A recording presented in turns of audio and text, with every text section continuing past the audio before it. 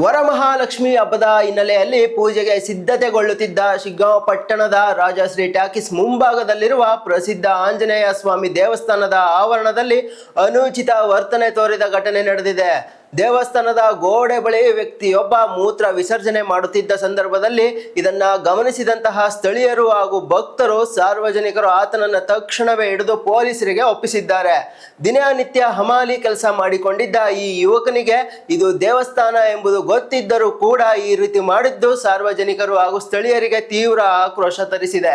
ಈ ಘಟನೆಯ ಸುದ್ದಿ ತಿಳಿಯುತ್ತಿದ್ದಂತೆ ಆಕ್ರೋಶಗೊಂಡ ಸ್ಥಳೀಯರು, ಯುವಕರು ಹಾಗೂ ಭಕ್ತರು ಶಿಗ್ಗಾಂವ ಪೊಲೀಸ್ ಠಾಣೆ ಎದುರು ಜಮಾಯಿಸಿ ಆಕ್ರೋಶವನ್ನ ವ್ಯಕ್ತಪಡಿಸಿದ್ದಾರೆ.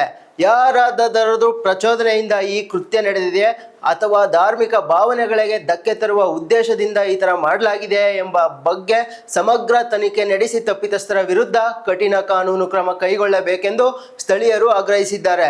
ಈ ಸಂಬಂಧ ದೂರು ದಾಖಲಿಸಿಕೊಂಡಿರುವ ಶಿಗ್ಗಾಂವ ಪೊಲೀಸ್ ಠಾಣೆಯ ಪೊಲೀಸರು ಆರೋಪಿಯನ್ನ ಬಂಧಿಸಿದ್ದು ವಿಚಾರಣೆ ಚುರುಕುಗೊಳಿಸಿದ್ದಾರೆ.